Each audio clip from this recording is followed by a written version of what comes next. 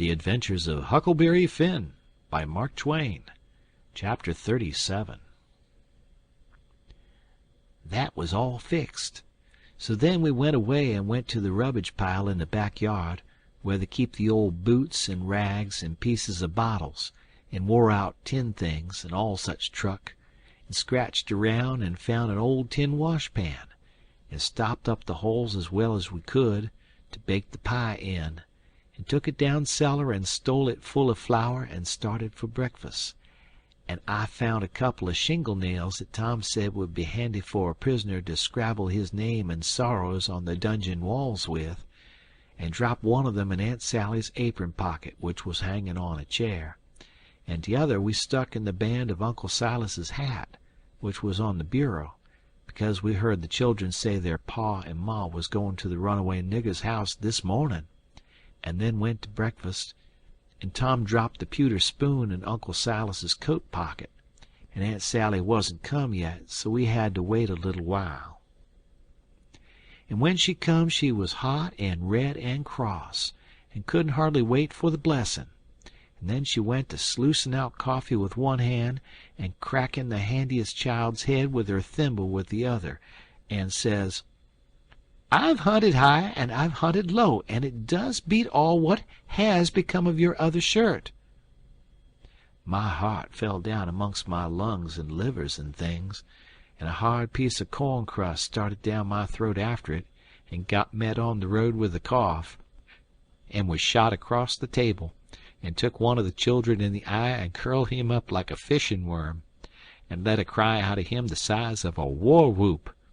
And Tom he turned kind of blue around the gills, and it all amounted to a considerable state of things for about a quarter of a minute or as much as that, and I would have sold out for half price if there was a bidder. But after that we was all right again. It was the sudden surprise of it that knocked us so kind of cold.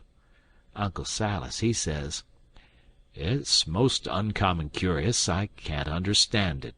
I know perfectly well I took it off, because you hain't got but one on. Just listen at the man. I know you took it off, and know it by a better way than your wool-gathering memory, too, because it was on the clothesline yesterday. I see it there myself. But it's gone, that's the long and the short of it, and you'll just have to change to a red flannel one till I can get time to make a new one. And it'll be the third I've made in 2 years. It just keeps a body on the jump to keep you in shirts, and whatever you do manage to do with 'em all is more'n I can make out.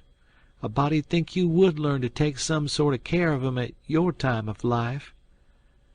"I know it, Sally, and I do try all I can, but it oughtn't to be altogether my fault, because, you know, I don't see them nor have nothing to do with them except when they're on me, and I don't believe I've ever lost one of them off of me." "Well, it ain't your fault if you haven't, Silas. You'd 'a done it if you could, I reckon. And the shirt ain't all that's gone, nuther. There's a spoon gone, and that ain't all. There was 10, and now there's only 9. The calf got the shirt, I reckon, but the calf never took the spoon, that's certain." "Why, what else is gone, Sally?" "There's 6 candles gone, that's what. The rats could 'a got the candles, and I reckon they did. I wonder they don't walk off with the whole place, the way you're always going to stop their holes and don't do it. And if they warn't fools they'd sleep in your hair, Silas. You'd never find it out, but you can't lay the spoon on the rats, and that I know." "Well, Sally, I'm in fault, and I acknowledge it. I've been remiss, but I won't let tomorrow go by without stopping up them holes." "Oh, I wouldn't hurry. Next year'll do. Matilda Angelina Araminta Phelps!" Whack comes the thimble, and the child snatches her claws out of the sugar bowl without fooling around any. Just then the nigger woman steps on to the passage and says, "Missus, there's a sheet gone." "A sheet gone? Well, for the land's sake!" "I'll stop up them holes today," says Uncle Silas, looking sorrowful. Oh, do shut up. Suppose the rats took the sheet? Where's it gone, Lize?" "'Clar to goodness I ain't no notion, Miss Sally. She wuz on de clo'esline yistiddy, but she done gone. She ain't dere no mo' now." "I reckon the world is comin' to an end. I never see the beat of it in all my born days. A shirt and a sheet and a spoon and 6 "Missus," comes a young yaller wench, "dere's a brass candlestick missin'." "Clear out from here, you hussy, and I'll take a skillet to you." Well, she was just a boilin'. I begun to lay for a chance. I reckoned I would sneak out and go for the woods till the weather moderated. She kept a ragin' right along, runnin' her insurrection all by herself, and everybody else mighty meek and quiet, and at last Uncle Silas, lookin' kind of foolish, fishes up that spoon out of his pocket. She stopped with her mouth open and her hands up, and as for me, I wished I was in Jerusalem or somewheres. But not long, because she says, "It's just as I expected. So you had it in your pocket all the time, and like as not you've got the other things there too. How'd it get there?" "I really don't know, Sally," he says, kind of apologizin', "or you know I would tell. I was a-studyin' over my text in Acts 17 before breakfast, and I reckon I put it in there, not noticin', meanin' to put my Testament in, and it must be so, because my Testament ain't in. But I'll go and see, and if the Testament is where I had it, I'll know I didn't put it in, and that will show you that I laid the Testament down and took up the spoon and—" "Oh, for the land's sake, give a body a rest. Go 'long now, the whole kit and bilin' of you, and don't come nigh me again till I've got back my peace o' mind." I'd 'a' heard her if she'd 'a' said it to herself, let alone speaking it out, and I'd 'a' got up and obeyed her if I'd 'a' been dead. As we was passin' through the settin' room, the old man he took up his hat, and the shingle nail fell out on the floor, and he just merely picked it up and laid it on the mantel shelf, and never said nothin', and went out. Tom see him do it, and remembered about the spoon, and says, "Well, it ain't no use to send things by him no more. He ain't reliable." Then he says, "But he done us a good turn with a spoon, anyway, without knowin' it, and so we'll go and do him one without him knowin' it, stop up his rat holes." There was a noble good lot of them down cellar, and it took us a whole hour, but we done the job tight and good and shipshape. Then we heard steps on the stairs, and blowed out our light and hid, and here comes the old man with a candle in one hand and a bundle of stuff in the other, looking as absent-minded as year before last. He went a-moonin' around, first to one rat hole and then another, till he'd been to them all.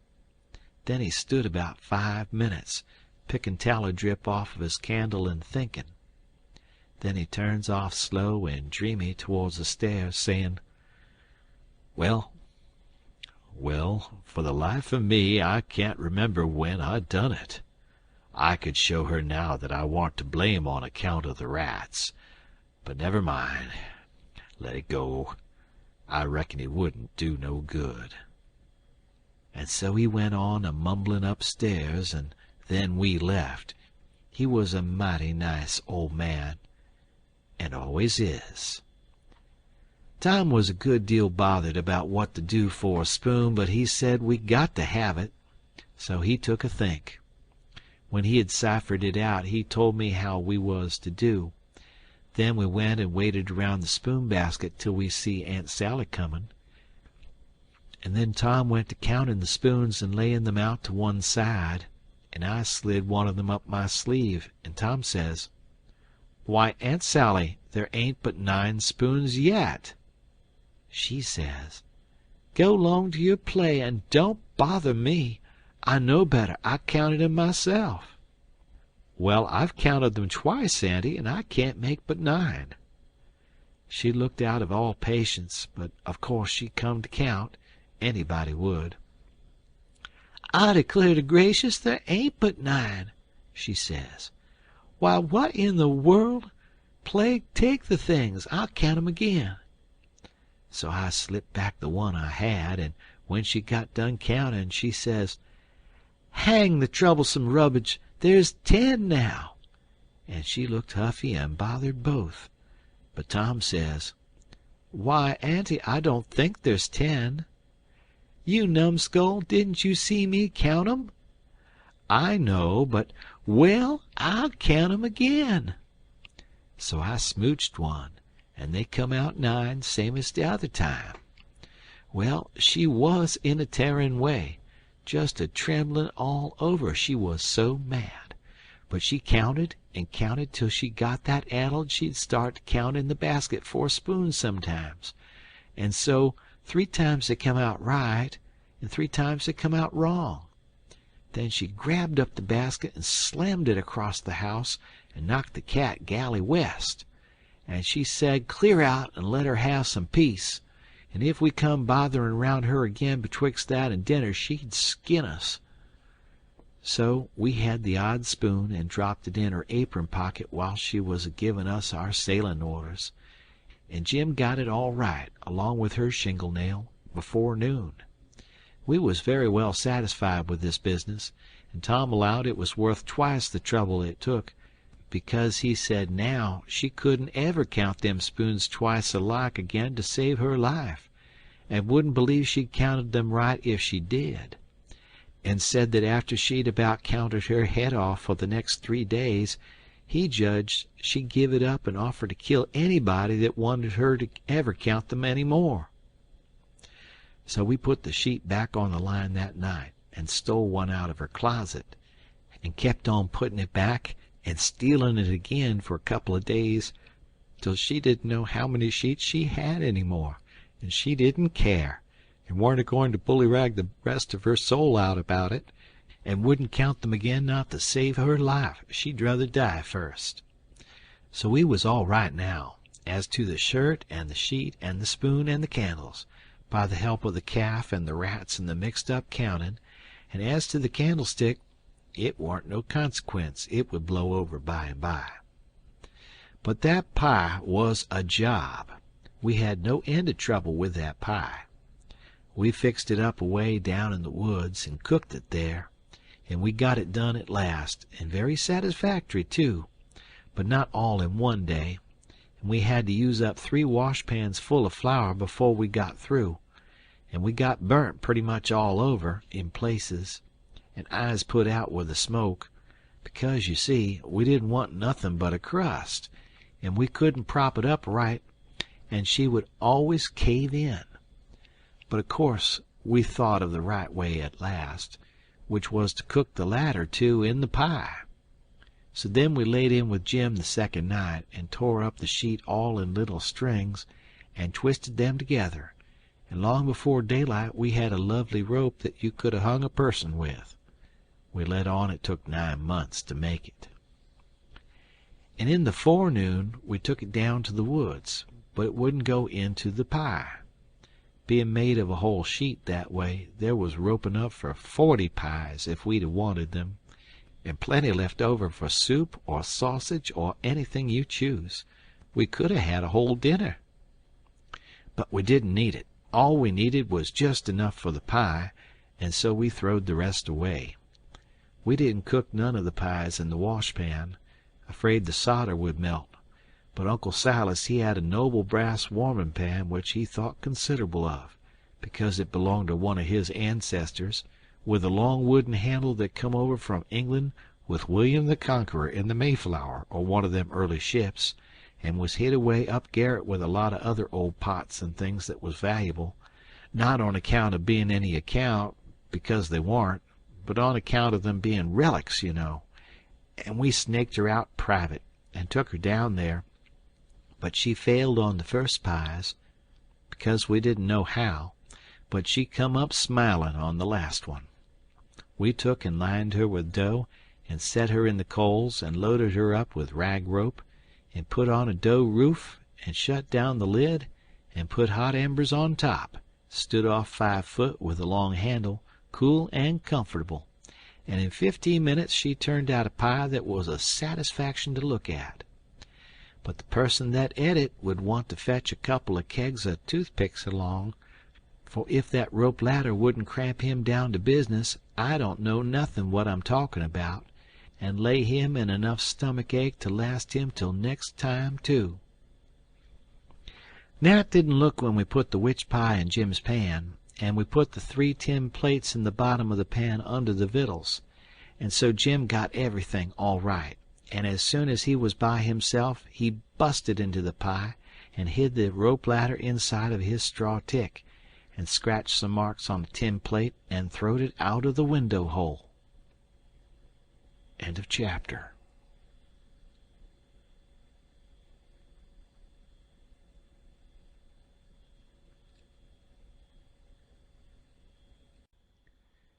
The Adventures of Huckleberry Finn by Mark Twain. Chapter 38. Making them pens was a distressed tough job, and so was the saw, and Jim allowed the inscription was going to be the toughest of all. That's the one which the prisoner has to scrabble on the wall. But he had to have it. Tom said he got to. There warn't no case of a state prisoner not scrabbling his inscription to leave behind, and his coat of arms. Look at Lady Jane Grey, he says. Look at Guilford Dudley. Look at old Northumberland. Why, Huck, suppose it is considerable trouble. What you going to do? How you going to get around it? Jim's got to do his inscription and coat of arms. They all do. Jim says, "Why, Mars Tom, I hain't got no coat of arm. I hain't got nothin' but dish yer old shirt, and you knows I got to keep the journal on dat." "Oh, you don't understand, Jim. A coat of arms is very different." "Well," I says, "Jim's right anyway when he says he ain't got no coat of arms, because he hain't."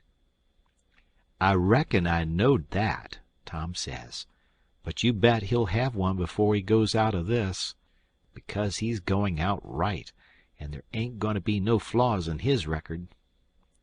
So whilst me and Jim filed away at the pens on a brickbat apiece, Jim a-making his'n out of the brass, and I making mine out of the spoon, Tom set to work to think out the coat of arms.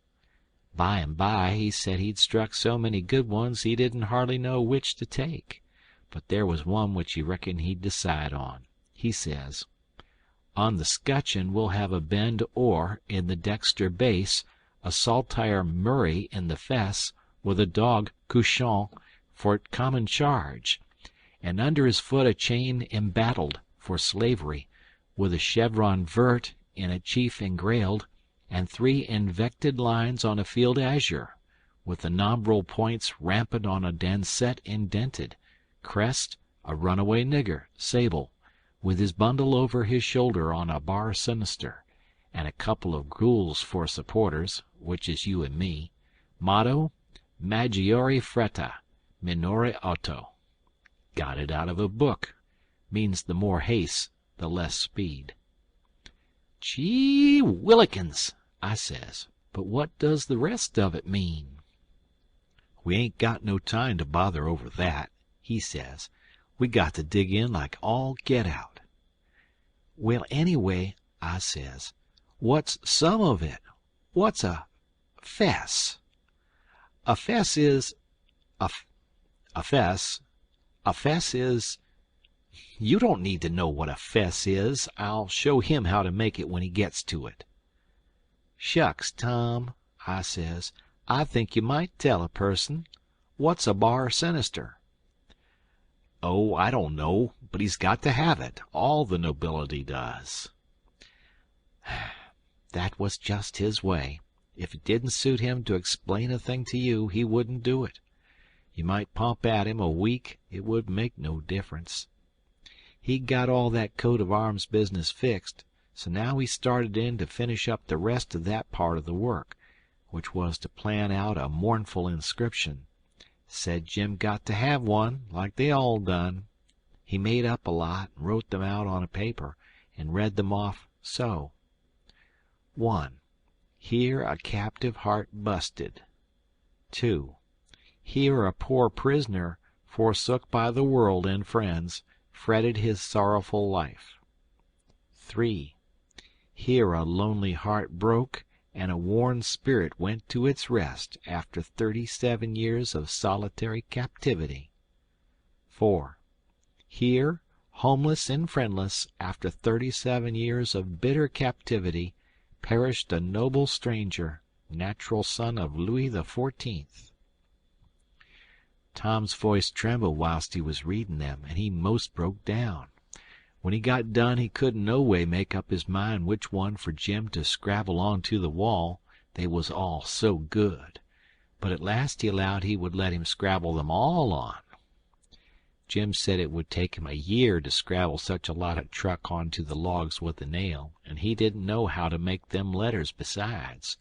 But Tom said he would block them out for him, and then he wouldn't have nothing to do but just follow the lines. Then pretty soon he says, "Come to think, the logs ain't a-going to do. They don't have log walls in a dungeon. We got to dig the inscriptions into a rock. We'll fetch a rock."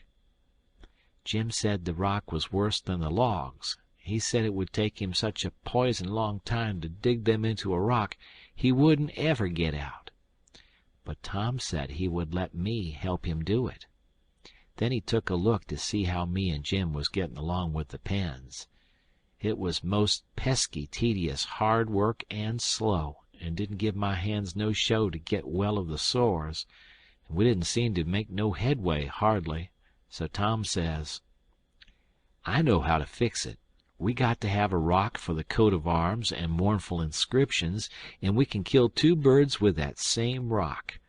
There's a gaudy big grindstone down at the mill, and we'll smooch it, and carve the things on it, and file out the pens and the saw on it, too." It warn't no slouch of an idea, and it warn't no slouch of a grindstone nuther, but we allowed we'd tackle it. It warn't quite midnight yet, so we cleared out for the mill, leaving Jim at work. We smooched the grindstone, and set out to roll her home, but it was a most nation tough job. Sometimes, do what we couldn't keep her from fallin' over, and she come mighty near mashin' us every time. Tom said she was going to get one of us sure before we got through. We got her halfway, and then we was plumb played out, and most drownded with sweat. We see it warn't no use. We got to go and fetch Jim. So he raised up his bed and slid the chain off of the bed leg and wrapped it round and round his neck, and we crawled out through our hole and down there, and Jim and me laid into that grindstone and walked her along like nothin', and Tom superintended. He could out-superintend any boy I ever see. He knowed how to do everything. Our hole was pretty big, but it warn't big enough to get the grindstone through. But Jim he took the pick and soon made it big enough. Then Tom marked out them things on it with the nail, and set Jim to work on them, with the nail for a chisel, and an iron bolt from the rubbish and the lean-to for a hammer, and told him to work till the rest of his candle quit on him, and then he could go to bed and hide the grindstone under his straw tick and sleep on it.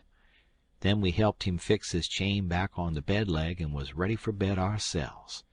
But Tom thought of something and says, "You got any spiders in here, Jim?" "No, sah. Thanks to goodness I hain't, Mars Tom."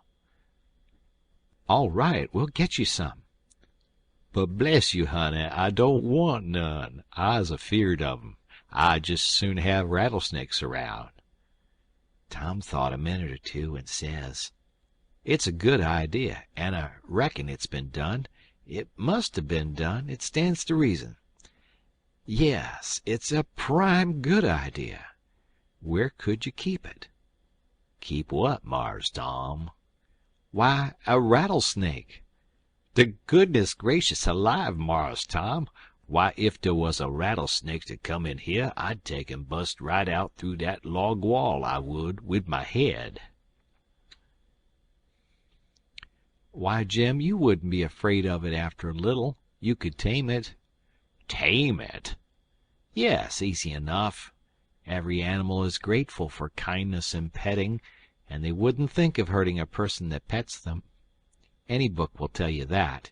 You try, that's all I ask. Just try for 2 or 3 days. Why, you can get him so in a little while that he'll love you, and sleep with you, and won't stay away from you a minute, and will let you wrap him round your neck and put his head in your mouth." "Please, Mars Tom, don't talk so. I can't stand it. He'd let me shove his head in my mouth for a favor, hain't it? I lay he'd wait a powerful long time 'fore I asked him. And more'n that, I don't want him to sleep with me." "Jim, don't act so foolish. A prisoner's got to have some kind of a dumb pet, and if a rattlesnake hasn't ever been tried, why, there's more glory to be gained in your being the first to ever try it than any other way you could ever think of to save your life." "Why, Mars Tom, I don't want no such glory. Snake take and bite Jim's chin off, den where is the glory? No, sir, I don't want no sich doin's." "Blame it, can't you try? I only want you to try. You needn't keep it up if it don't work." "But the trouble all done if the snake bite me while I's a tryin' him. Mars Tom, I'm willin' to tackle most anything that ain't onreasonable, but if you and Huck fetches a rattlesnake in here for me to tame, I's gwine to leave that shore." "Well, then, let it go, if you're so bull-headed about it. We can get you some garter snakes, and you can tie some buttons on their tails and let on they're rattlesnakes, and I reckon that'll have to do." "I can stand dem, Mars Tom, but blame if I couldn't get along widout 'em. I tell you dat. I never knowed before it was so much bother and trouble to be a prisoner." "Well, it always is when it's done right. You got any rats around here?" "No, sah, I ain't seed none." "Well, we'll get you some rats." "Why, Mars Tom, I don't want no rats. Dey's de dad blamest creeturs to disturb a body and rustle round over him and bite his feet when he's tryin' to sleep I ever see. No, sah, gimme garter snakes if I's got to have 'em, but don't gimme no rats. I ain't got no use for 'em, skacely." "But, Jim, you got to have 'em. They all do. So don't make no more fuss about it. Prisoners ain't ever without rats. There ain't no instance of it. And they train them and pet them and learn them tricks, and they get to be as sociable as flies. But you got to play music to them. You got anything to play music on?" "I ain't got nothin' but a coarse comb and a piece of paper and a juice harp, but I reckon dey wouldn't take no stock in a juice harp." "Yes, they would. They don't care what kind of music 'tis. A jews harp's plenty good enough for a rat. All animals like music. In a prison they dote on it, 'specially painful music, and you can't get no other kind out of a jews harp. It always interests them. They come out to see what's the matter with you. Yes, you're all right. You're fixed very well. You want to set on your bed nights before you go to sleep and early in the mornings and play your jews harp. Play 'The Last Link is Broken.' That's the thing that'll scoop a rat quicker'n anything else. And when you've played about 2 minutes you'll see all the rats and the snakes and spiders and things begin to feel worried about you and come, and they'll just fairly swarm over you and have a noble good time." "Yes, dey will, I reckon, Mars Tom, but what kind of time is Jim havin'? Blessed if I can see the point. But I'll do it if I got to. I reckon I better keep the animals satisfied and not have no trouble in the house." Tom waited to think it over and see if there warn't nothin' else, and pretty soon he says, "Oh, there's one thing I forgot. Could you raise a flower here, do you reckon?" "I don't know, but maybe I could, Mars Tom. But it's tolerable dark in here, and I ain't got no use for no flower nohow, and she'd be a powerful sight o' trouble." "Well, you try it anyway. Some other prisoners has done it." One er dem big cat-tail lookin' mullein stalks would grow in here, Mars Tom, I reckon, but she wouldn't be wuth half the trouble she'd cost." "Don't you believe it. We'll fetch you a little one and you plant it in the corner over there and raise it. And don't call it mullein, call it pitchiola. That's its right name when it's in a prison. And you want to water it with your tears." "Why, I got plenty spring water, Mars Tom." "You don't want spring water. You want to water it with your tears. It's the way they always do." "Why, Mars Tom, I lay I can raise one o' dem mullein stalks twicet with spring water whilst another man's a startin' one with tears." "That ain't the idea. You got to do it with tears." "She'll die on my hands, Mars Tom, she sho'ly will, 'cause I don't skacely ever cry." So Tom was stumped, but he studied it over and then said Jim would have to worry along the best he could with an onion. He promised he would go to the nigger cabins and drop one, private, in Jim's coffee pot in the morning.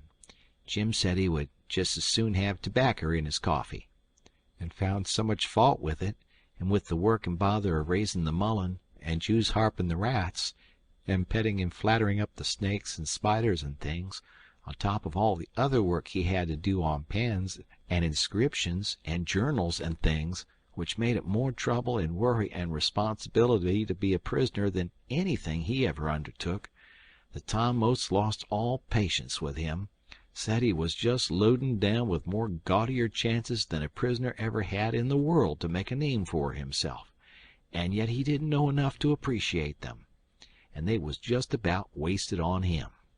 So Jim he was sorry, and said he wouldn't behave so no more, and then me and Tom shoved for bed. End of chapter.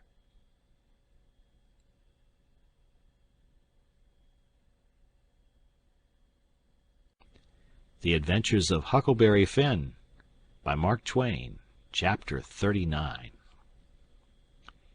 In the morning we went up to the village and bought a wire rat trap and fetched it down, and unstopped the best rat hole, and in about an hour we had 15 of the bulliest kind of ones, and then we took it and put it in a safe place under Aunt Sally's bed. But while we was gone for spiders, little Thomas Franklin, Benjamin Jefferson, Alexander Phelps found it there and opened the door of it to see if the rats would come out, and they did. And Aunt Sally she come in, and when we got back she was a-standing on top of the bed raising Cain, and the rats was doing what they could to keep off the dull times for her. So she took and dusted us both with the hickory, and we was as much as 2 hours catching another 15 or 16. Drat that meddlesome cub, and they weren't the likeliest nuther, because the first haul was the pick of the flock. I never see a likelier lot of rats than what that first haul was. We got a splendid stock of sorted spiders and bugs and frogs and caterpillars and one thing or another, and we liked to got a hornet's nest, but we didn't. The family was at home.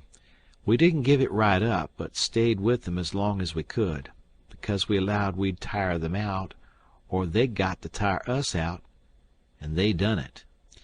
Then we got alicumbain and rubbed on the places, and was pretty near all right again, but couldn't set down convenient. And so we went for the snakes, and grabbed a couple of dozen garters and house snakes, and put them in a bag, and put it in our room, and by that time it was supper time, and a rattling good honest day's work. And hungry? Oh, no, I reckon not. And there warn't a blessed snake up there when we went back. We didn't half tie the sack, and they worked out somehow and left. But it didn't matter much, because they was still on the premises somewheres. So we judged we could get some of them again. No, there warn't no real scarcity of snakes about the house for a considerable spell. You'd see them tripping from the rafters in places every now and then, and they generally landed in your plate or down the back of your neck, and most of the time where you didn't want them. Well, they was handsome and striped, and there warn't no harm in a million of 'em, but that never made no difference to Aunt Sally. She despised snakes, be the breed what they might, and she couldn't stand them no way you could fix it. and every time one of them flopped down on her, it didn't make no difference what she was doing. She would just lay that work down and light out. I never see such a woman. And you could hear her whoop to Jericho. You couldn't get her to take a hold of one of them with the tongs. And if she turned over and found one in bed, she would scramble out and lift a howl so you would think the house was afire.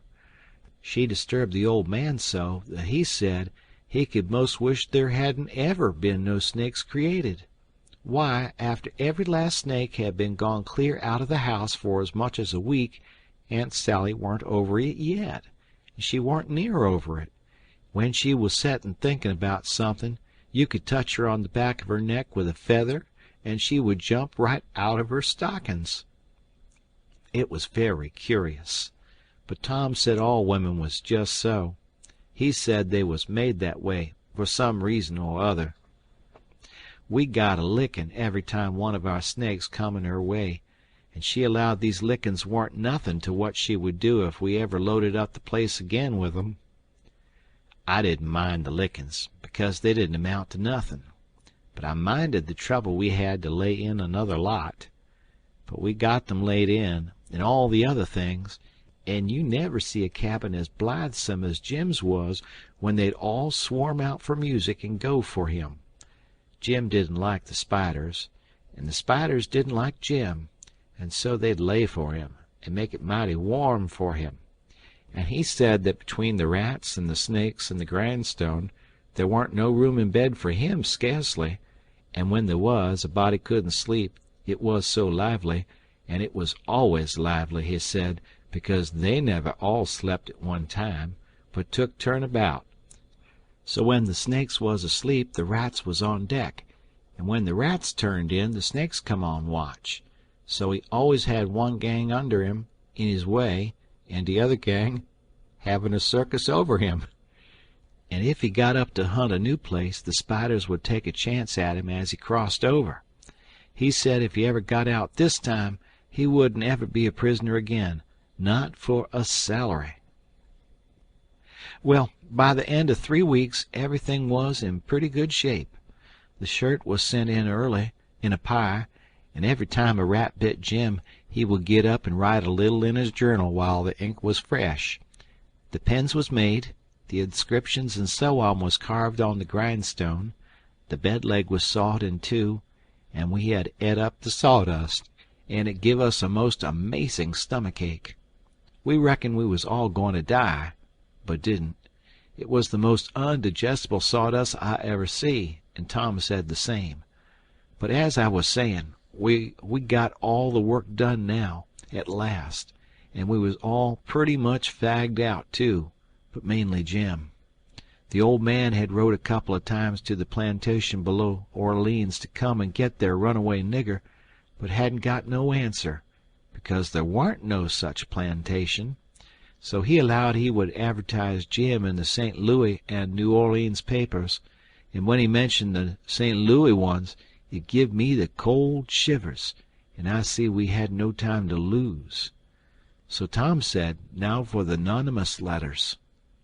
What's them? I says. Warnings to the people that something is up. Sometimes it's done one way, sometimes another. But there's always somebody spying around that gives notice to the governor of the castle. When Louis XVI was going to light out of the Tuileries, a servant girl done it. It's a very good way, and so is the anonymous letters. We'll use them both. And it's usual for the prisoner's mother to change clothes with him, and she stays in, and he slides out in her clothes. We'll do that too. But looky here, Tom, what do we want to warn anybody for that something's up? Let them find it out for themselves. It's their lookout. Yes, I know, but you can't depend on them. It's the way they've acted from the very start, left us to do everything. They're so confiding and mullet-headed they wouldn't take no notice of nothing at all. So if we don't give them notice, there won't be nobody nor nothing to interfere with us. And so after all our hard work and trouble, this escape will go off perfectly flat. Won't amount to nothing. Won't be nothing to it. Well, as for me, Tom, That's the way I'd like." "Shucks," he says, and looked disgusted. So I says, "But I ain't goin' to make no complaint. Any way that suits you suits me. What are you goin' to do about the servant girl?" "You'll be her. You slide in the middle of the night and hook that yaller girl's frock." "Why, Tom, that'll make trouble next mornin', because o' course she probably ain't got any but that one." "I know, but you don't want it but 15 minutes, to carry the anonymous letter and shove it in under the front door." "All right, then, I'll do it. But I could carry it just as handy in my own togs." "You wouldn't look like a servant girl then, would you?" "No, but there won't be nobody to see what I look like, anyway." "That ain't nothin' to do with it. The thing for us to do is just to do our duty, and not worry about whether anybody sees us do it or not. Hain't you got no principle at all?" "All right, I ain't sayin' nothin'. I'm the servant girl. Who's Jim's mother?" "I'm his mother. I'll hook a gown from Aunt Sally."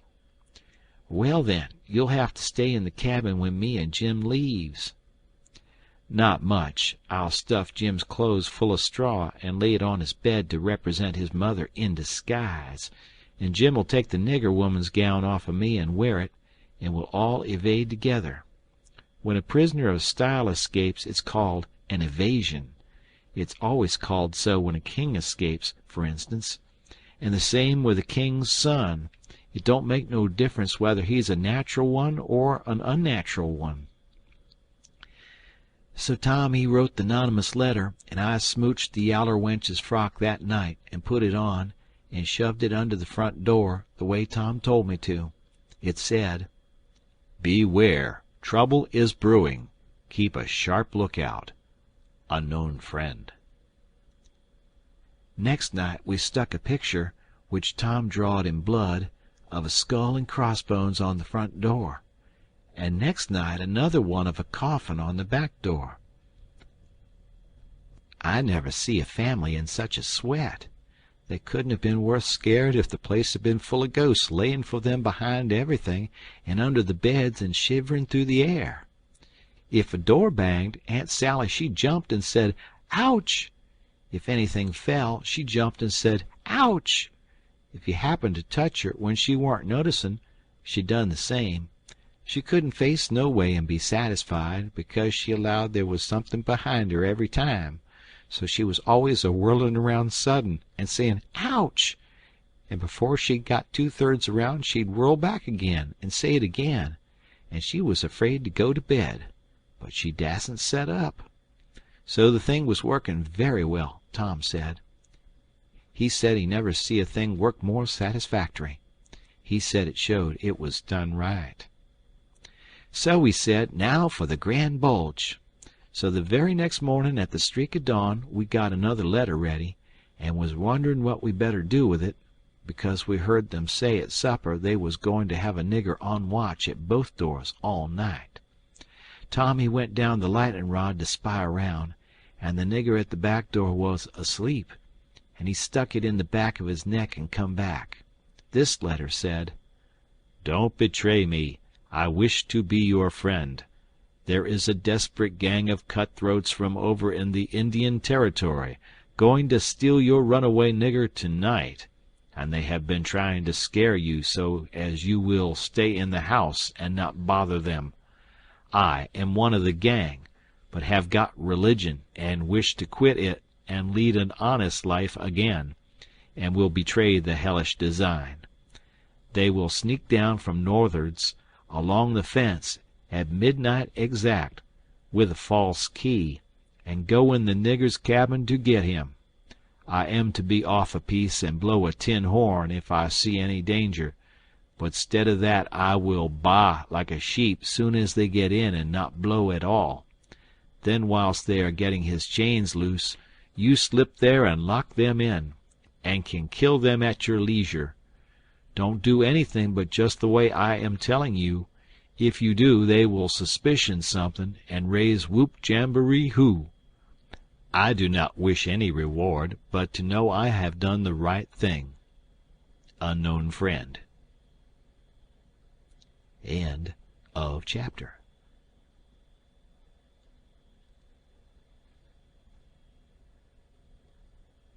The Adventures of Huckleberry Finn by Mark Twain. Chapter 40.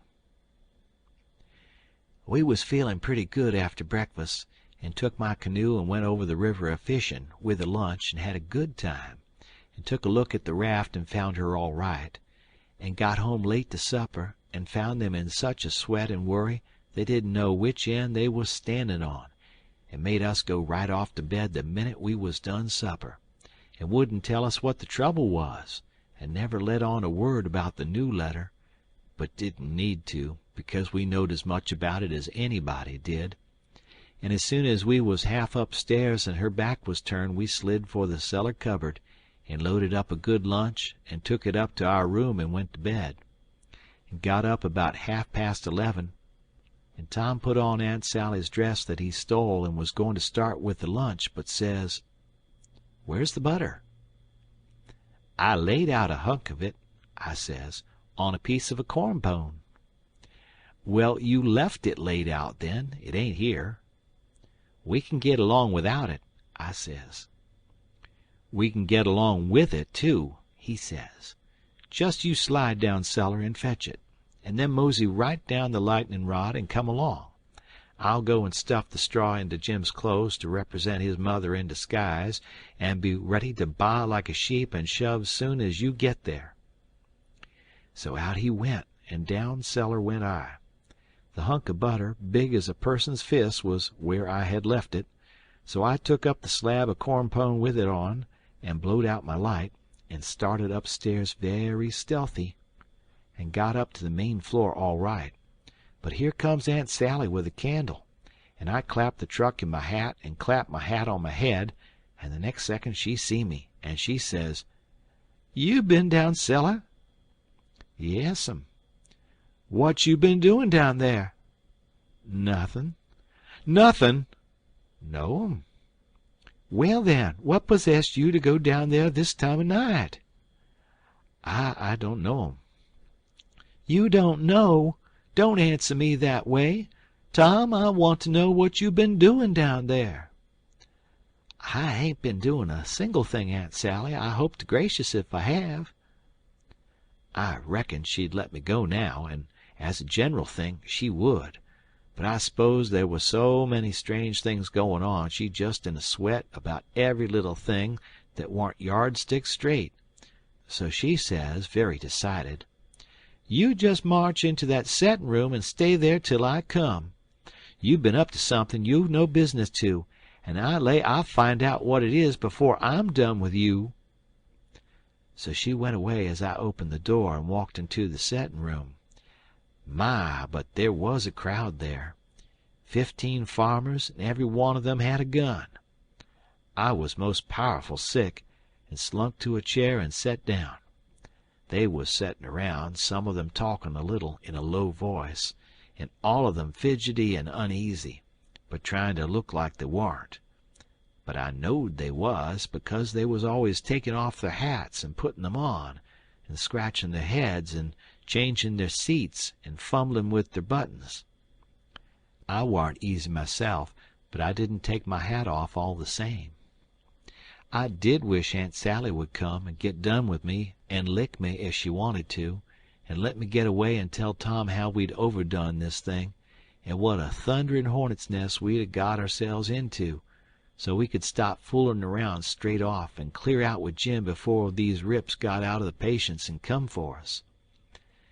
At last she come and begun to ask me questions, but I couldn't answer them straight. I didn't know which end of me was up, because these men was in such a fidget now that some was wanting to start right now and lay for them desperadoes, and saying it warn't but a few minutes to midnight, and others was trying to get them to hold on and wait for the sheep signal, and here was Auntie pecking away at the questions, and me a shaking all over and ready to sink down in my tracks, I was that scared, and the place getting hotter and hotter, and the butter beginning to melt and run down my neck and behind my ears, and pretty soon when one of them says, "I'm for going and getting in the cabin first and right now and catching them when they come," I 'most dropped, and a streak of butter come a tricklin' down my forehead, and Aunt Sally she see it, and turns white as a sheet, and says: "For the land's sake, what is the matter with the child? He's got the brain fever as sure as you're born, and they're oozin' out."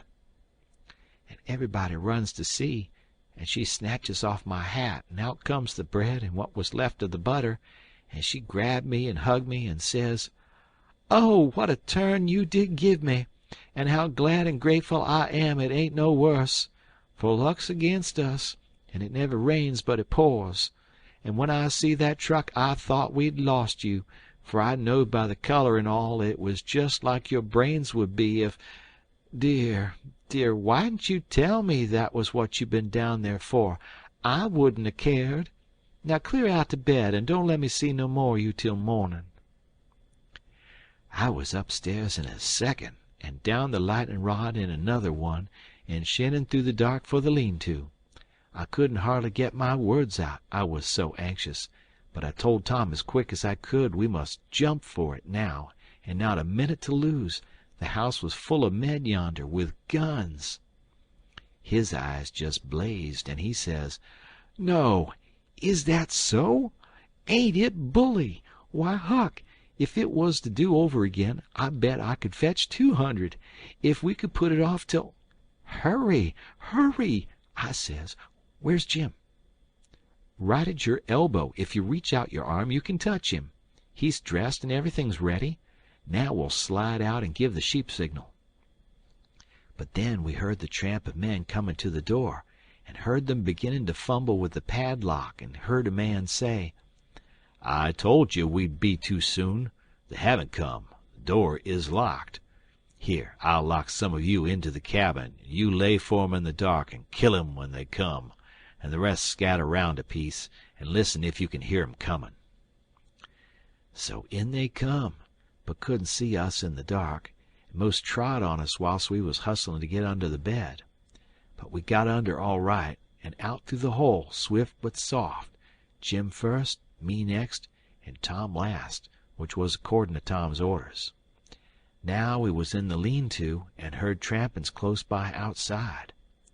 So we crept to the door, and Tom stopped us there and put his eye to the crack, but couldn't make out nothin', it was so dark, and whispered and said he would listen for the steps to get further, and when he nudged us, Jim must glide out first, and him last.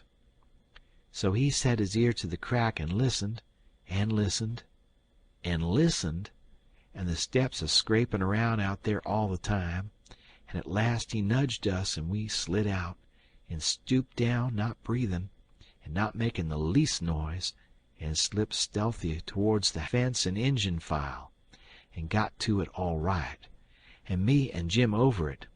But Tom's britches catched fast on a splinter on the top rail, and then he hear the steps comin', so he had to pull loose, which snapped the splinter and made a noise, and as he dropped in our tracks and started, somebody sings out, "Who's that? Answer or I'll shoot." But we didn't answer. We just unfurled our heels and shoved. Then there was a rush and a bang, bang, bang, and the bullets fairly whizzed around us. We heard them sing out, "Here they are! They broke for the river! After 'em, boys, and turn loose the dogs!" So here they come full tilt. We could hear them because they wore boots and yelled, but we didn't wear no boots and didn't yell. We was in the path to the mill, and when they got pretty close on to us we dodged into the bush and let them go by, and then dropped in behind them. They'd had all the dogs shut up, so they wouldn't scare off the robbers, but by this time somebody had let them loose, and here they come, making powwow enough for 1,000,000. But they was our dogs, so we stopped in our tracks till they catched up, and when they see it warn't nobody but us, and no excitement to offer them, they only just said howdy, and tore right ahead towards the shouting and clattering, and then we up steam again and whizzed along after them till we was nearly to the mill, and then struck up through the bush to where my canoe was tied, and hopped in and pulled for dear life towards the middle of the river, but didn't make no more noise than we was obleeged to. Then we struck out, easy and comfortable, for the island where my raft was, and we could hear them yelling and barking at each other all up and down the bank, till we was so far away the sounds got dim and died out.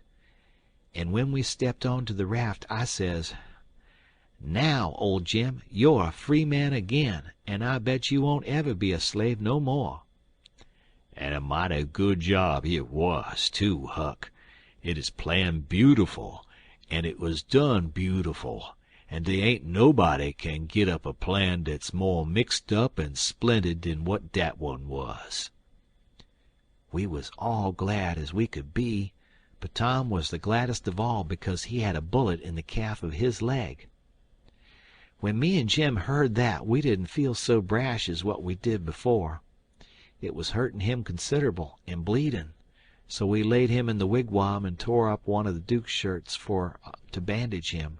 But he says, "Give me the rags, I can do it myself. Don't stop now, don't fool around here, and the evasion booming along so handsome. Man the sweeps and set her loose. Boys, we done it elegant. 'Deed we did. I wish we'd had the handling of Louis 16, and there wouldn't have been no son of St. Louis ascend to heaven, wrote down in his biography. No, sir, we'd have whooped him over the border. That's what we'd have done with him, and done it just as slick as nothing at all, too. Man the sweeps! Man the sweeps!" But me and Jim was consulting and thinking, and after we'd thought a minute, I says, "Say it, Jim." So he says, "Well, den, dis is de way it looked to me, Huck.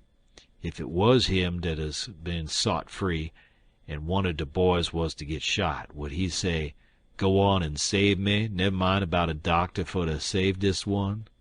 Is dat like Mars Tom Sawyer? Would he say dat? You bet he wouldn't. Well, den, is Jim gwine to say it?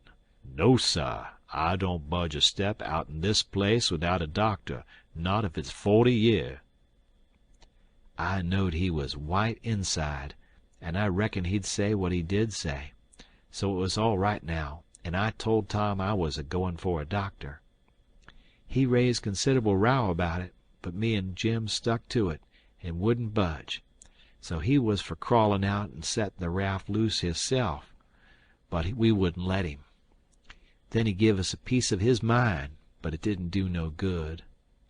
So when he sees me getting the canoe ready, he says, "Well, then, if you're bound to go, I'll tell you the way to do when you get to the village. Shut the door and blindfold the doctor tight and fast, and make him swear to be silent as the grave, and put a purse full of gold in his hand, and then take and lead him all around the back alleys and everywheres in the dark, and then fetch him here in the canoe, in a roundabout way amongst the islands, and search him and take his chalk away from him, and don't give it back to him till you get him back to the village, or else he will chalk this raft so he can find it again. It's the way they all do." So I said I would, and left, and Jim was to hide in the woods when he see the doctor comin', till he was gone again. End of chapter.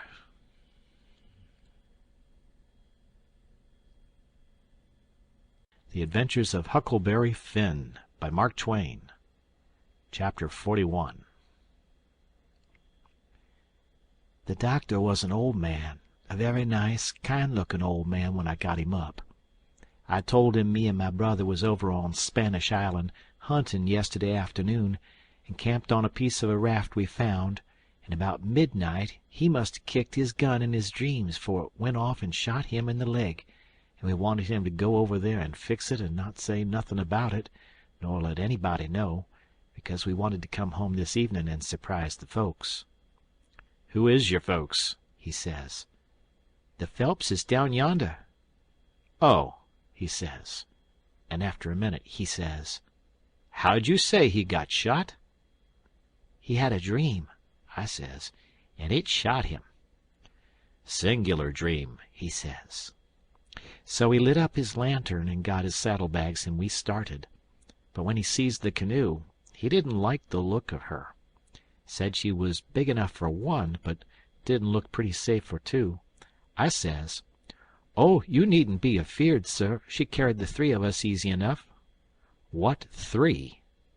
"Why, me and Sid and the guns. That's what I mean." "Oh," he says.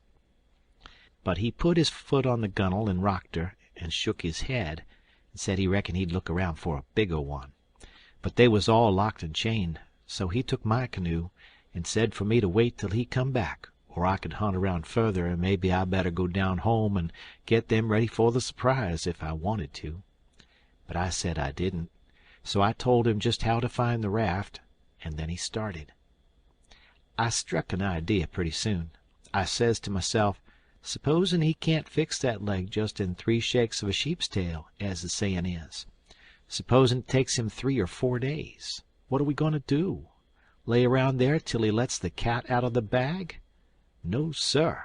I know what I'll do.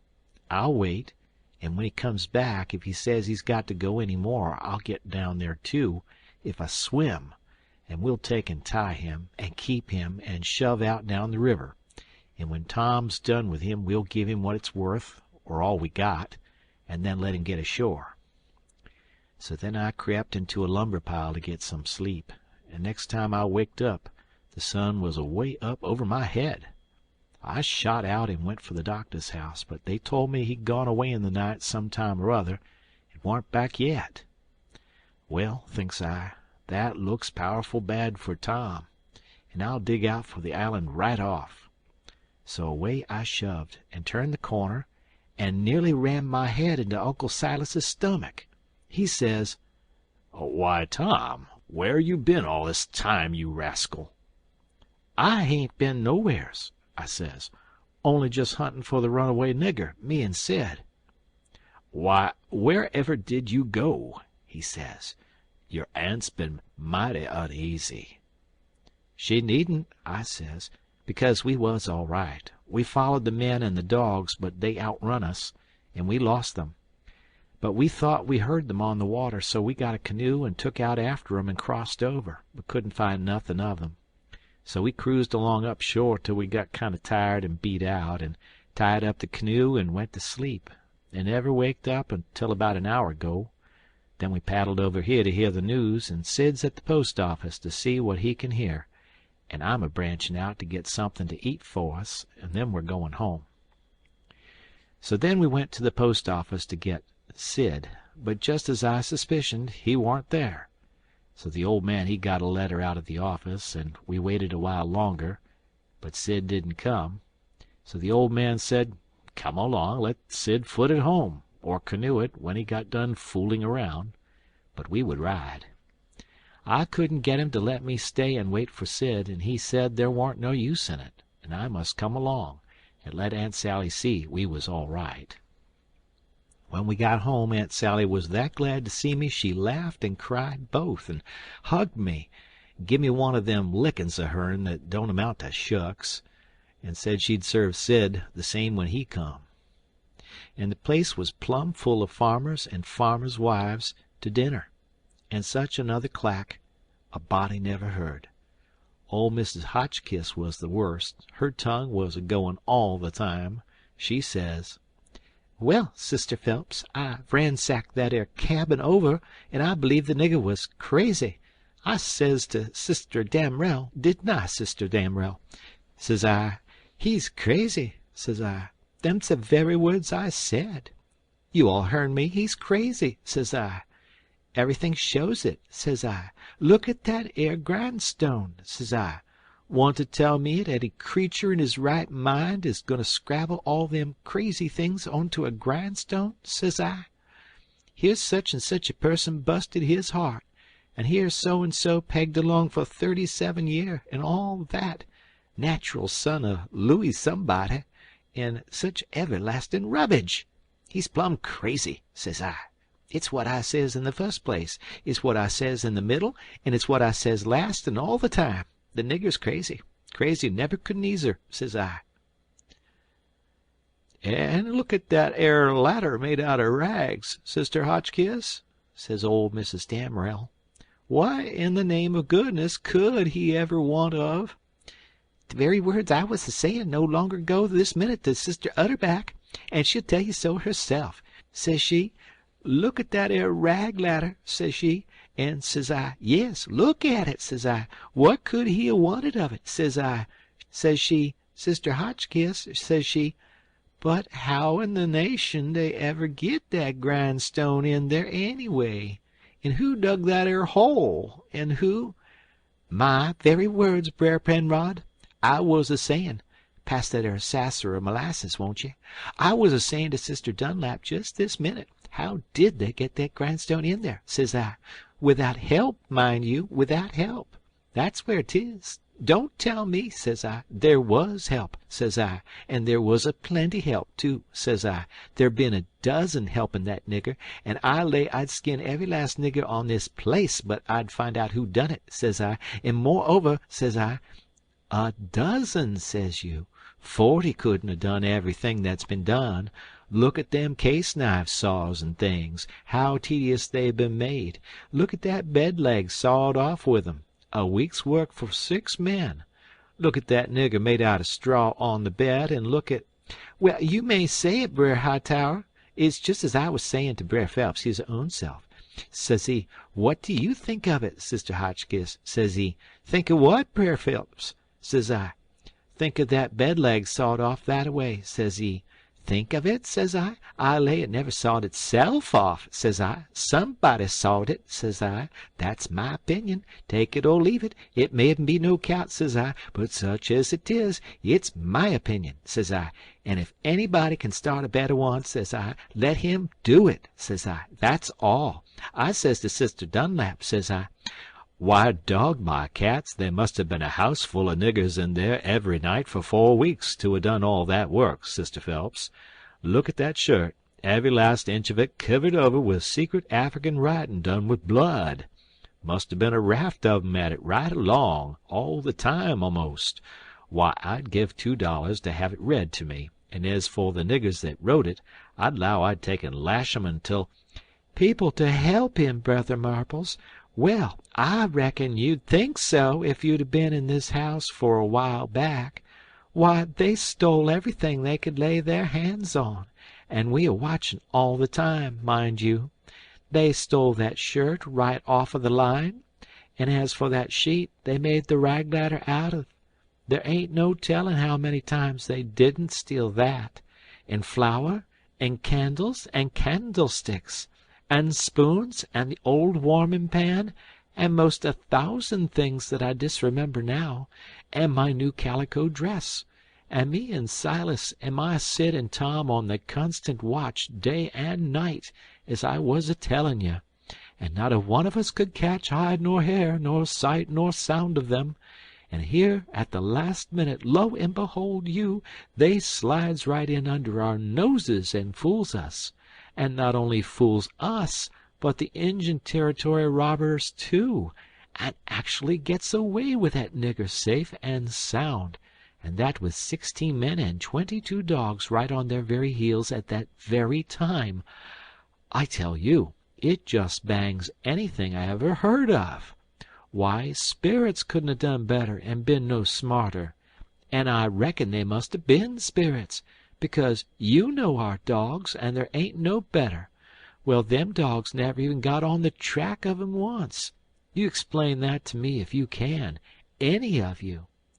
"Well, it does beat—" "Laws alive, I never—" "So help me, I wouldn't have been—" "House thieves as well as—" "Goodness gracious sakes, I'd have been afeard to live in such a— "'Fraid to live? Why, I was that scared I doesn't hardly go to bed, or get up, or lay down, or set down, Sister Ridgeway. Why, they'd steal the very— Why, goodness sakes, you can guess what kind of a fluster I was in by the time midnight come last night. I hope to gracious if I warn't afraid they'd steal some of the family. I was just to that pass I didn't have no reasoning faculties no more. It looks foolish enough now, in the daytime, but I says to myself, there's my 2 poor boys asleep way upstairs in that lonesome room, and I declare to goodness I was that uneasy that I crept up there and locked 'em in. I did, and anybody would, because, you know, when you get scared that way, and it keeps running on, and getting worse and worse all the time, and your wits get to addling, and you get to doing all sorts of wild things, and by you think to yourself, supposing I was a boy and was away up there, and the door ain't locked, and you—" She stopped, looking kind of wondering, and then she turned her head around slow, and when her eye lit on me, I got up and took a walk. Says I to myself, I can't explain better how we come to not be in that room this morning if I go out to one side and study over it a little. So I done it. But I dasn't go fur, or she'd have sent for me. And when it was late in the day the people all went, and when I come in and told her the noise and shooting waked up me and Sid, and the door was locked, and we wanted to see the fun, so we went down the lightning rod, and both of us got hurt a little, and we didn't never want to try that no more. And then I went on and told her all what I told Uncle Silas before, and then she said she'd forgive us, and maybe it was all right enough anyway, and about what a body might expect of boys, for all boys was a pretty harum-scarum lot as fur as she could see, and so, as long as no harm hadn't come of it, she judged she better put in her time being grateful we was alive and well, and she had us still, 'stead of fretting over what was past and done. So then she kissed me, and patted me on the head, and dropped into a kind of a brown study, and pretty soon jumps up and says, "Why, law's a mercy, it's most night, and Sid not come yet. What has become of that boy?" I see my chance, so I skips up and says, "I'll run right up to town and get him," I says. "No, you won't," she says. "You'll stay right where you are. One's enough to be lost at a time. If he ain't here to supper, your uncle'll go." Well, he warn't there to supper, so right after supper Uncle went. He come back about 10 a little bit uneasy. Hadn't run across Tom's track.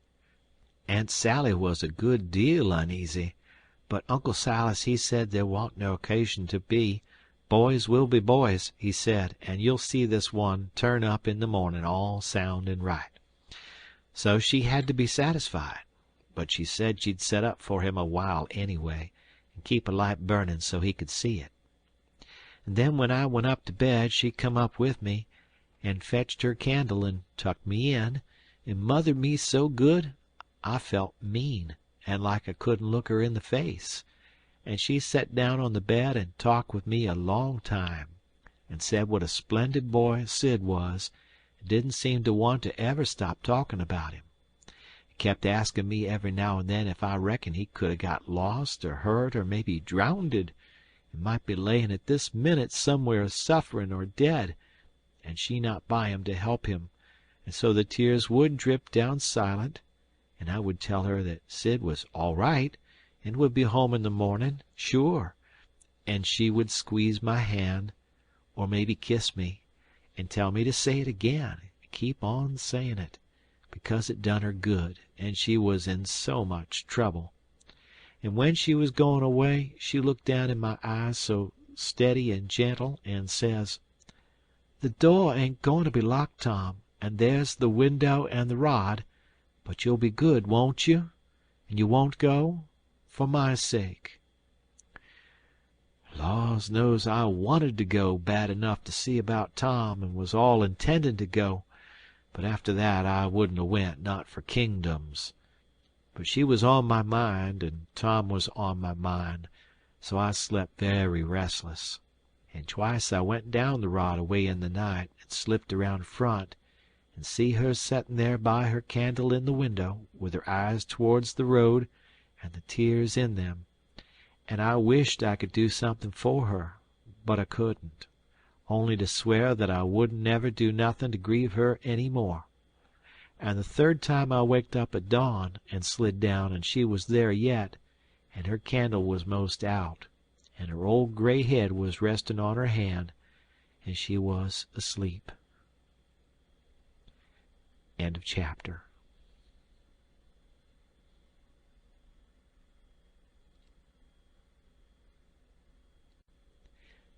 The Adventures of Huckleberry Finn by Mark Twain, Chapter 42. The old man was uptown again before breakfast, but couldn't get no track of Tom, and both of them sat at the table thinking, and not saying nothing, and looking mournful, and their coffee getting cold, and not eating anything. And by the old man says, Did I give you the letter? "What letter?" The one I got yesterday out of the post office. "No, you didn't give me no letter." Well, I must have forgot it. So he rummaged his pockets, and then went off somewheres where he had laid it down, and fetched it and give it to her. She says, "Why, it's from St. Petersburg. It's from Sis." I allowed another walk would do me good, but I couldn't stir. But before she could break it open she dropped it and run, for she see something, and so did I. It was Tom Sawyer on a mattress, and that old doctor, and Jim in her calico dress with his hands tied behind him, and a lot of people. I hid the letter behind the first thing that come handy, and rushed. She flung herself at Tom, crying, and says, "Oh, he's dead! He's dead! I know he's dead!" And Tom he turned his head a little, and muttered something or other, which showed he warn't in his right mind. Then she flung up her hands and says, "He's alive, thank God, and that's enough!" And she snatched a kiss of him, and flew for the house to get the bed ready, and scattering orders right and left at the niggers and everybody else as fast as her tongue could go, every jump of the way. I followed the men to see what they was going to do with Jim, and the old doctor and Uncle Silas followed after Tom into the house. The men was very huffy, and some of them wanted to hang Jim for an example to all the other niggers around there, so they wouldn't be trying to run away like Jim done, and making such a raft of trouble, keeping a whole family scared most to death for days and nights. But the others said, "Don't do it. It wouldn't answer at all. He ain't our nigger, and his owner would turn up and make us pay for him, sure." So that cooled them down a little, because the people that's always the most anxious for to hang a nigger that hain't done just right is always the very ones that hain't the most anxious to pay for him when they've got their satisfaction out of him. They cussed Jim considerable, though, and give him a cuff or two side the head once in a while. But Jim never said nothin', and he never let on to know me. And they took him to the same cabin, and put his own clothes on him, and chained him again, not to no bed leg this time, but to a big staple drove into the bottom log, and chained his hands too, and both legs, and said he weren't to have nothin' but bread and water to eat after this till his owner come, or he was sold at auction because he didn't come in a certain length of time, and filled up our hole, and said a couple of farmers with guns must stand watch around about the cabin every night, and a bulldog tied to the door in the daytime. And about this time they was through with the job and was tapering off with a kind of general good-bye cussin'. Then the old doctor comes and takes a look and says, "Don't be no rougher on him than you're obleeged to, because he ain't a bad nigger. When I got to where I found the boy I see I couldn't cut the bullet out without some help, and he warn't in no condition for me to leave to go and get help. And he got a little worse and a little worse, and after a long time he went out of his head, and wouldn't let me come anigh him any more. Said if I chalked his raft he'd kill me, and no end of wild foolishness like that. And I see I couldn't do anything at all with him, so I says, I got to have help somehow, and the minute I says it, out crawls this nigger from somewheres and says he'll help, and he done it too, and done it very well. Of course I judged he must be a runaway nigger, and there I was. And there I had to stick right straight along all through the rest of the day and all night. It was a fix, I tell you. I had a couple of patients with the chills, and of course I'd have liked to run up to town and see them, but I dasn't, because the nigger might get away, and then I'd be to blame, and yet never a skiff come close enough for me to hail.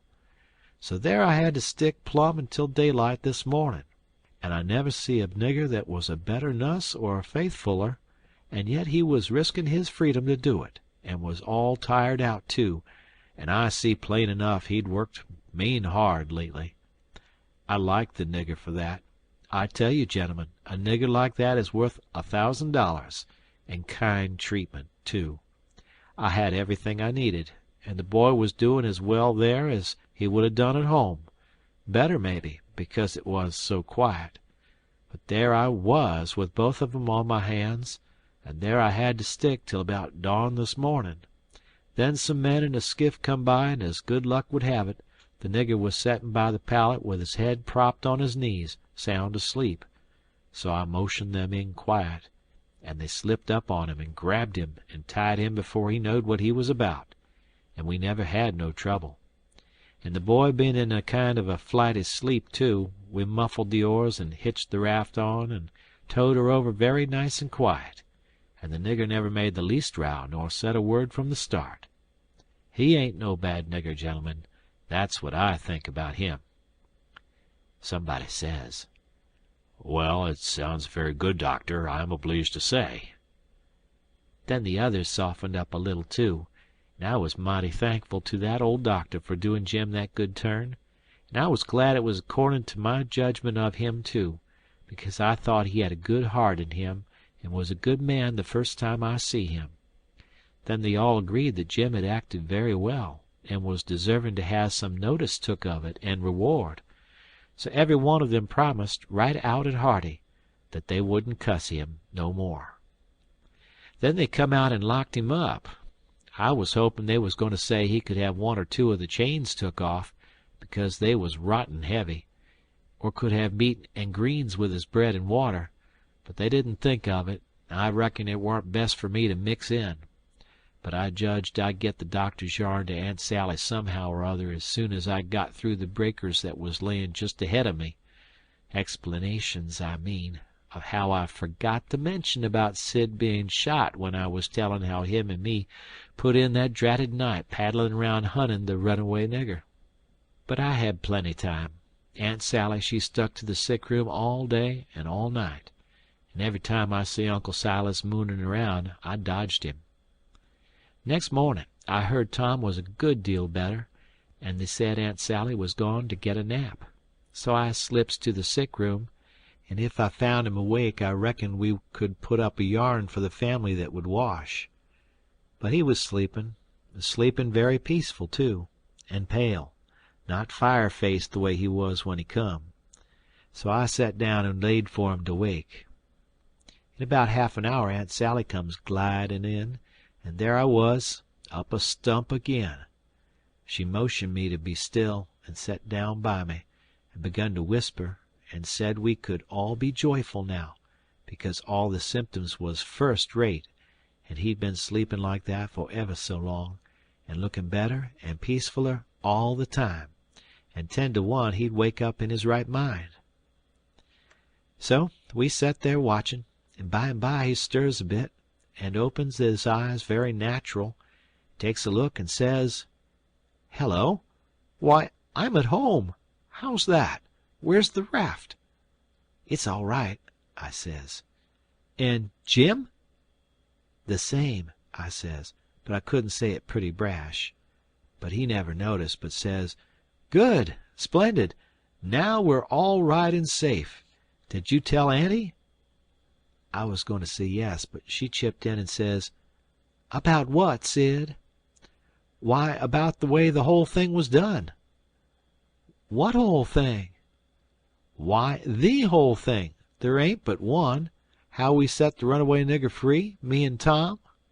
"Good land! Set the run! What is the child talking about? Dear, dear, out of his head again." "No, I ain't out of my head. I know all what I'm talking about. We did set him free, me and Tom. We laid out to do it, and we done it. And we done it elegant, too. He'd got a start, and she never checked him up, just set and stared and let him clip along, and I see it warn't no use for me to put in. Why, Auntie, it cost us a power of work, weeks of it, hours and hours every night, whilst you was all asleep, and we had to steal candles and the sheet and the shirt and your dress, and spoons and tin plates and case knives and the warming pan and the grindstone and flour and just no end of things, and you can't think what work it was to make the saws and pens and inscriptions in one thing or another. You can't think half the fun it was. And we had to make up the pictures of coffins and things, and anonymous letters from the robbers, and get up and down the lightning rod, and dig the hole into the cabin, and made the rope ladder, and send it in cooked up in a pie, and send in spoons and things to work with in your apron pocket. Mercy sakes! And load up the cabin with rats and snakes and so on, for company for Jim, and then you kept Tom here so long with the butter in his hat that you come near spilin' the whole business, because the men come before we was out of the cabin, and we had to rush, and they heard us and let drive at us, and I got my share, and we dodged out of the path and let them go by, and when the dogs come they weren't interested in us but went for the most noise, and we got our canoe and made for the raft and was all safe, and Jim was a free man, and we done it all by ourselves. And wasn't it bully, Auntie? Well, I never heard the likes of it in all my born days. So it was you, you little rapscallions, that's been making all this trouble, and turned everybody's wits clean inside out, and scared us all most to death. I've as good a notion as ever I had in my life to take it out of you this very minute. To think, here I've been night after night, and you just get well once, you young scamp, and I lay I'll tan the old Harry out of both of you. But Tom, he was so proud and joyful, he just couldn't hold in, and his tongue just went it, she a-chippin' in and spittin' fire all along, and both of them going it at once, like a cat convention, and she says, "Well, you get all the enjoyment you can out of it now, for mind I tell you, if I catch you meddlin' with him again—" "Meddlin' with who?" Tom says, dropping his smile and looking surprised. "With who? Why, the runaway nigger, of course. Who'd you reckon?" Tom looks at me very grave, and says, "Tom, didn't you just tell me he was all right? Hasn't he got away?" "Him?" said Aunt Sally. "The runaway nigger? 'Deed he hasn't. They got him back safe and sound, and he's in that cabin again on bread and water, and loaded down with chains till he's claimed or sold."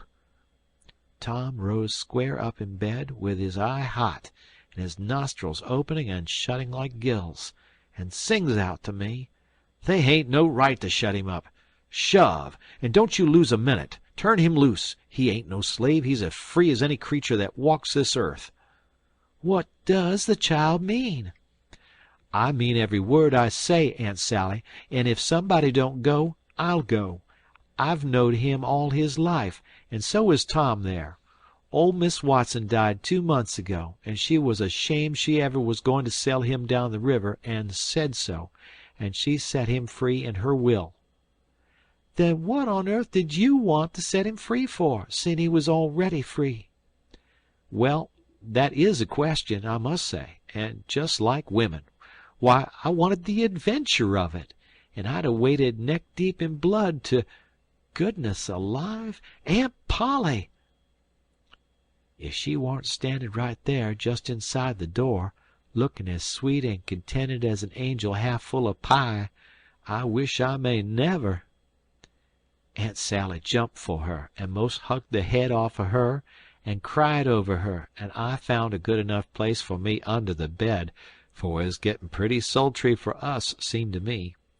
And I peeped out, and in a little while Tom's Aunt Polly shook herself loose and stood there, looking across at Tom over her spectacles, kind of grinding him into the earth, you know.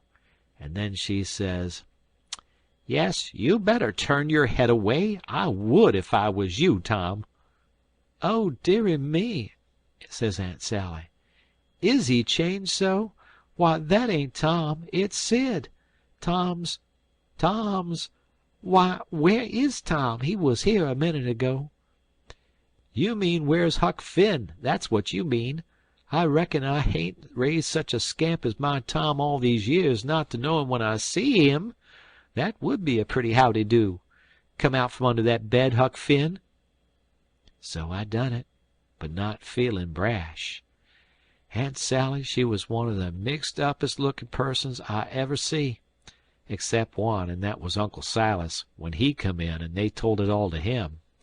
It kind of made him drunk, as you may say, and he didn't know nothing at all the rest of the day, and preached a prayer-meeting sermon that night that gave him a rattling reputation, because the oldest man in the world couldn't have understood it.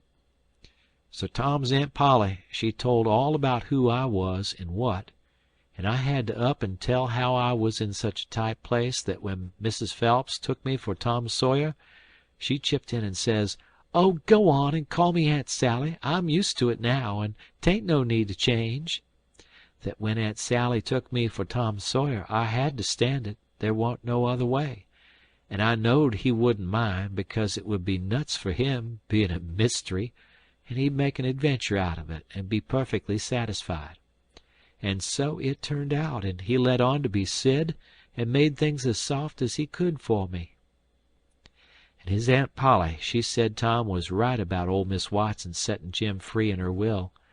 And so, sure enough, Tom Sawyer had gone and took all that trouble and bother to set a free nigger free. And I couldn't ever understand before, until that minute and that talk, how he could help a body set a nigger free with his bringing up. Well, Aunt Polly, she said that when Aunt Sally wrote to her that Tom and Sid had come all right and safe, she says to herself, "Look at that now! I might have expected it, letting him go off that way without anybody to watch him. So now I got to go and traipse all the way down the river, 1100 mile, and find out what that creature's up to this time, as long as I couldn't seem to get any answer out of you about it." "Why, I never heard nothing from you," says Aunt Sally. "Well, I wonder. Why, I wrote you twice to ask you what you could mean by Sid being here." "Well, I never got 'em, sis." Aunt Polly, she turns around slow and severe, and says, "You, Tom!" "Well, what?" he says, kind of pettish. "Don't you what me, you impudent thing. Hand out them letters." "What letters?"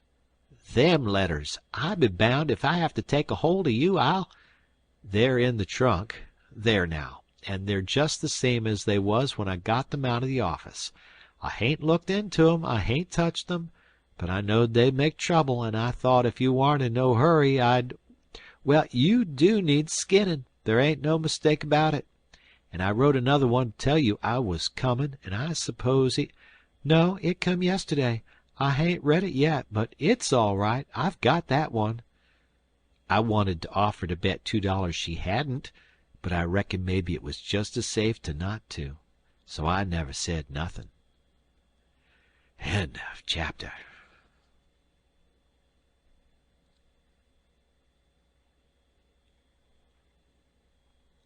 The Adventures of Huckleberry Finn by Mark Twain. Chapter the Last. That means the last chapter. The first time I catched Tom private, I asked him what was his idea, time of the evasion, what it was he planned to do if the evasion worked all right and he managed to set a nigger free that was already free before. And he said what he had planned in his head from the start, if we got Jim out all safe, was for us to run him down the river on the raft and have adventures plumb to the mouth of the river, and then tell him about his being free, and take him back up home on a steamboat in style, and pay him for his lost time, and write word ahead and get out all the niggers around, and have them waltz him into town with a torchlight procession and a brass band, and then he would be a hero, and so would we. But I reckon it was about as well the way it was. We had Jim out of the chains in no time, and when Aunt Polly and Uncle Silas and Aunt Sally found out how good he helped the doctor nurse Tom, they made a heap of fuss over him, and fixed him up prime, and gave him all he wanted to eat, and a good time and nothing to do.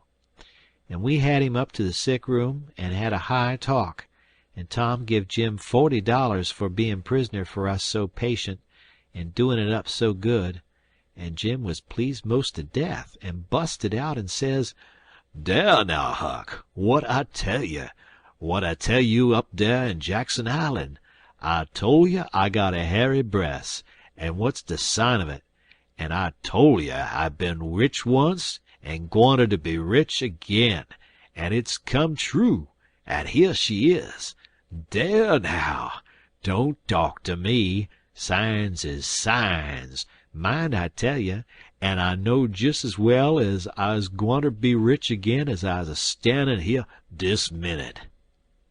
And then Tom he talked along and says, "Let's all three slide out of here one of these nights and get an outfit and go for howlin' adventures amongst the Injuns over in the Territory for a couple of weeks or two."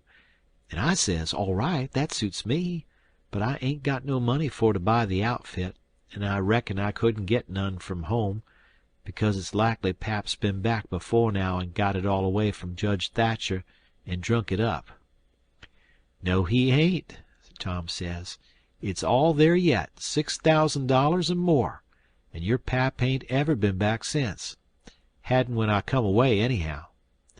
Jim says, kind of solemn, "He ain't a-comin' back no more, Huck." I says, "Why, Jim?" "Nemmine why, Huck, but he ain't comin' back no more." But I kept at him, so at last he says, "Don't you remember the house that was floatin' down the river, and there was a man in there covered up, and I went in and uncovered him and didn't let you come in? Well, den, you can get your money when you wants it, 'cause dat was him." Tom's most well now, and got his bullet around his neck on a watch guard for a watch, and is always seeing what time it is, and so there ain't nothing more to write about, and I am rotten glad of it, because if I'd 'a knowed what a trouble it was to make a book, I wouldn't 'a tackled it, and ain't a-going to no more. But I reckon I got to light out for the Territory ahead of the rest, because Aunt Sally she's going to adopt me and civilize me, and I can't stand it. I've been there before. That's the end of this here book. Thanks for listening.